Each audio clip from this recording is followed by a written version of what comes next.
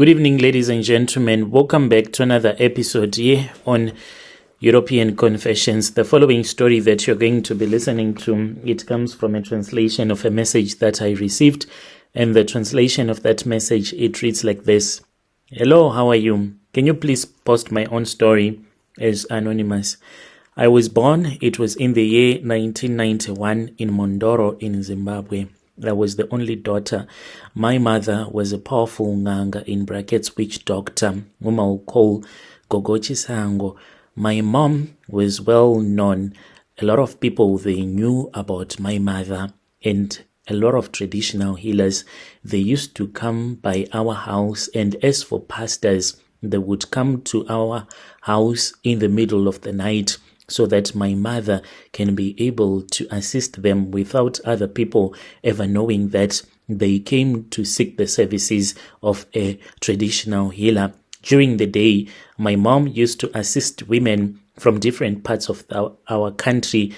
She knew the cures for infertility as well as protection against evil spirits or those vengeful spirits. She was well versed in those type of healing. From the moment that I could walk, my mother set me to work beside her.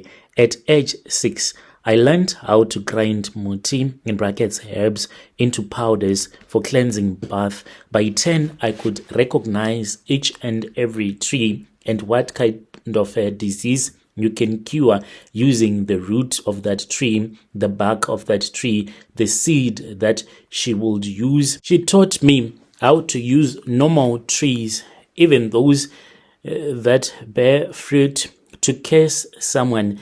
A normal tree that you will never even suspect can be used even to curse you. She taught me how to destroy my enemies. She taught me how to resent those that tried to do good to me. For she said, when you see someone trying to be nice to you, remember that no one will ever be nice to you for no reason at all. They will be nice to you because they will want to take away something from you, and you should always repay them with evil when they try to take away something nice from you. My mother hated everyone in the village, yet no one knew that my mom had so much hatred inside of her heart. I still remember that there was this other time when she held a small birthday party for me. So she had sent this other woman to town to buy an already made cake. And when she went to town, she was the only one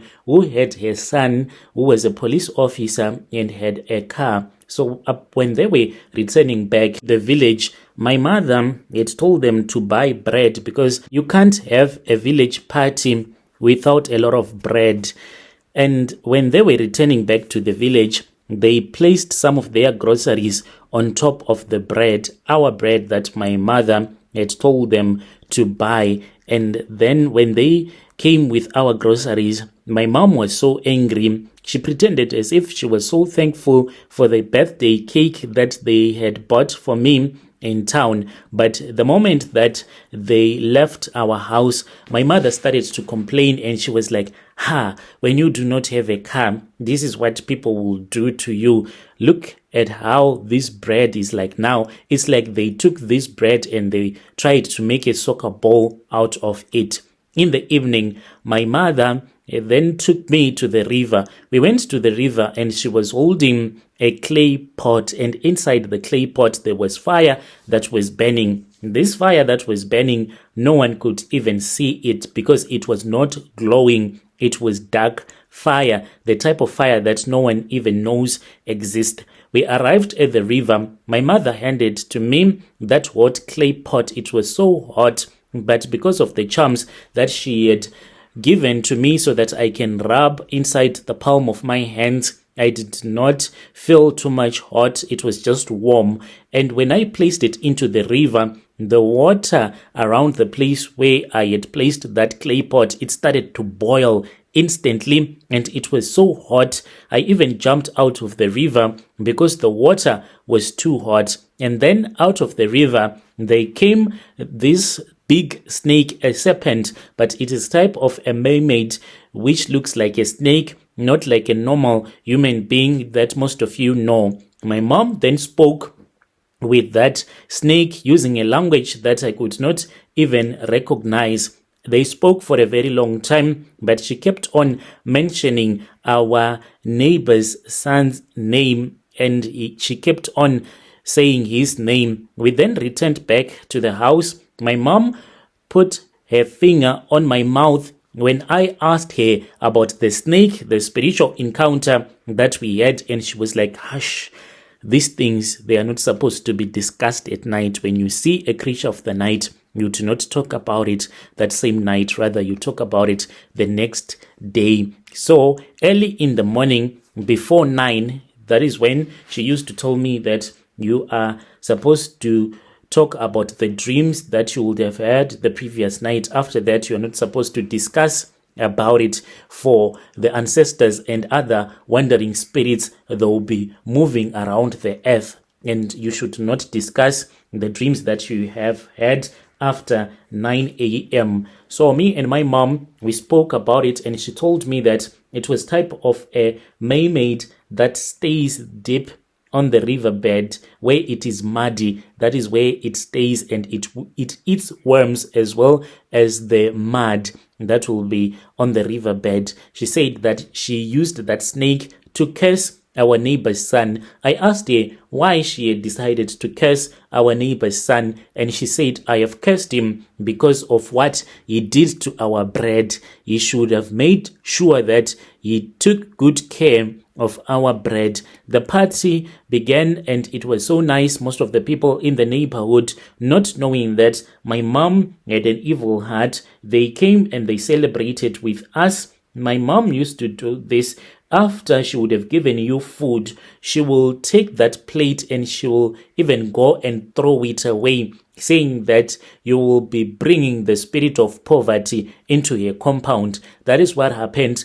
My mom, after the party, because it was not an all-night party, it started in the morning, and then about 5 we had knocked off because the batteries were finished. We did not have electricity. We were using 2-car batteries, and we wanted to recharge them, but there was no sun on that day, and the solar panels that we had, they were not as powerful as we thought they were. So we knocked off early, and everyone returned back to their place. My mom then took us and she said, I want you to collect all of the plates, like all the plates that were used on that day. My mom, we had to go and throw all of the plates away. So if my mom will be doing that, she will be throwing away your destiny as well. At night, we will wake up and then we will take the plates, 20, and we will go and throw them away in the river, at a place where the river is always flowing. She had to buy new plates. That is what my mom did. When that policeman returned back to Harare, where he was stationed, that was when I was told that he did a silly mistake and he was fired. That man, he was too embarrassed to return back to the village, so he started hustling. He was using the car that he had, but he did not know that my mother had cursed the car already. Unfortunately, he had an accident, for this was what he was doing. He would go all the way to Beitbridge, and then he would return back with people, those that would have gone to Messina to buy some stuff in Messina, and then that was when he had an accident. Unfortunately, he passed away days after that unfortunate accident. If you were to see our neighbor's house, you will laugh at them. Like all the houses that this man had built, they just started burning. The fire will start at the roof, and they did not have a thatched roof like us. They were the first one in the village to have corrugated metal sheets as their roofs, but they were just burning. My mom had cursed that family. To this very day, they are still suffering in poverty. So when this man passed away, this is what made my mom to make me to become a witch, so that I can help her to defend her against the spirit of this man, because these people, they went to his grave, his relatives, and then they planted pumpkin seed. That is the most easiest way. If you are not sure what exactly happened to your relative, go to their grave and you plant a seed before it rains, a pumpkin seed. You just plant it, and then you speak to your dead relative. Then you say, as this seed will rise up and a pumpkin plant will come out of the soil, may your spirit be freed from the chains of the evil one. May you open up your grave and may you be brought back to life. As this pumpkin plant will be growing, may your spirit grow in strength. You will be weak at first, but with time you will be strong. Weak as a baby at first, but you are going to be strong, and you will fight against your enemies. Look for your enemies, for you are in the land of the dead, and you know everything, you see everything, you know who killed you.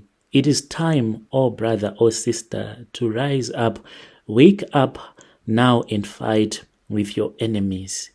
And as this pumpkin will be giving out its fruit, may you also show the fruits that you are fighting against your enemies. Yield to us who killed you. Make them run mad.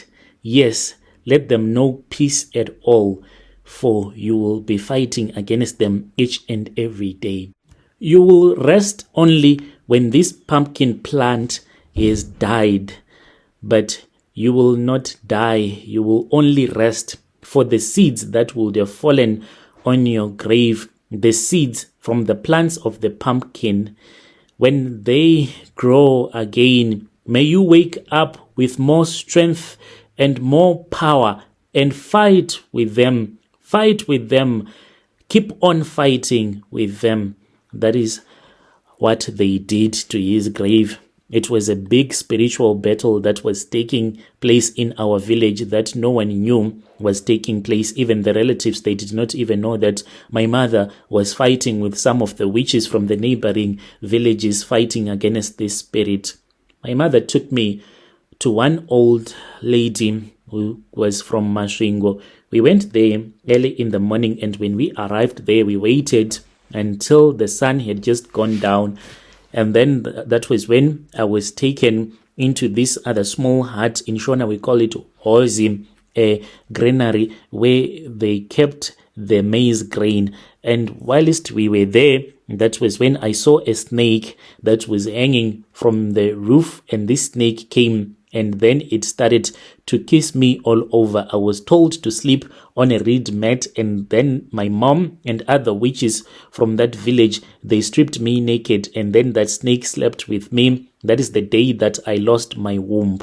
My mother told me that in order for me to become the most powerful witch, so that I can help her to fight against the spirit of that man, I was supposed to be barren for the rest of my life. Oh yes, I am barren and I cannot give birth. But because of the power of witchcraft, I have dated so many men here in South Africa. Most of them are South Africans that I have been using to fund my projects that I studied there in Zim, even though I have a husband that I brought with me here to South Africa. And it can even confuse you. Why am I saying that I have so many boyfriends that are funding the projects that I studied back home in Zim? It is because of the charms that were given to me, the charms that I gave to my husband. In his zombie mind, my husband, he thinks that I have had 3 miscarriages, but it is just in his mind. I can sleep with a man today, and he can even think that indeed I am pregnant for him, but it is because of the charms that I would have given to him that will make him think that I am pregnant. Fast forward, me and my husband, we were hustling back in our country in Zim. Then that was when I thought that I wanted to start a project, because I have a crash back home in Zim, as well as a small primary school that I started this year. To those that are going to judge me, this school that I opened, it is not about witchcraft. Your children are safe. I'll never make any child join witchcraft. That is not my job. My job is to defend my mother. So it then happened that the spirits were actually calling me, but I did not know that the spirits were calling me. When I came to South Africa with my husband, we started staying in an area that is called Thembisa. That was when I met 4 female witches from around Thembisa and some that are staying in Thembisa, trying to protect them. So when I met them, they were all suffering because they did not have as many customers as they were supposed to be having. I then gave them the charms, since I am a witch and I know the type of charms that will attract customers to you. So these witches that I met, I will say Grace, Mpona, Lady, and Mbali, all of these are women that used to be sangomas. If you see them to this very day, I have changed their lives because they have a lot of customers. So in their blood, already they were witches, but they did not realize that they come from a long line of witchcraft in their family. So each and every time when I would meet one amongst these women, I will just feel this energy that will be shared between me and that woman that I would have met. I'll start with Grace, a woman who stays here in Thembisa. I won't say where exactly she is staying. So I used to pass through her house and then I'll buy something from the spaza shop. And whenever she will speak with me, later on I will have a terrible headache and I will see her in my visions standing with some of her ancestors. They will be sending her to me. With time, that was when I spoke with her and she told me that she was having the same dream. And then I spoke with my mother and my mother told me that this Grace, she was supposed to buy a black and a white chicken and we were supposed to use a young girl who was still a virgin. To be safe, she said, virgins are hard to find in South Africa. So we took a child, one that was a child of her neighbor. She was the one that we used to perform the ritual. So we took that child, the girl who was only aged 6 years old. She brought her to my place and I closed the door and then I started to speak with my ancestors, Grace's ancestors and the ancestors of the girl that had been brought to me by Grace, asking them for forgiveness, for we were about to use their daughter in a ritual. And this ritual, it was quite dangerous. We did not know what was going to happen because we were going to summon the spirits that follows those that practice witchcraft. In Christianity, they might call them demons, but to us, they are just spirits that comes to possess us, and then we do our job. And then I told that girl to kneel down. She knelt down, and I gave Grace a chicken which was black, and then that girl, she was holding the chicken which was white, representing her purity. And as for Grace, the chicken, the black chicken that she was holding, it was representing her evil intentions that she had to use that girl in those rituals. As they swapped the chickens, then that girl fell to the ground and then she started shaking. I had to force her to keep on kneeling down because I was supposed to place that black chicken on top of her head until the chicken dies on its own.